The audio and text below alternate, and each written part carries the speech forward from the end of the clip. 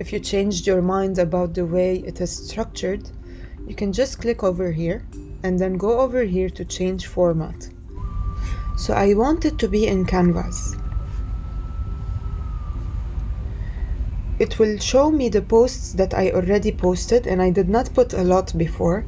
I double tap to create a new post if I want.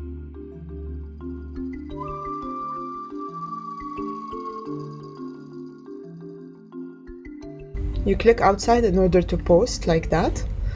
And then if you want to connect two cards together, you just click on these dots, connect to post, and you put it right here. So now I'm creating a connection between ideas.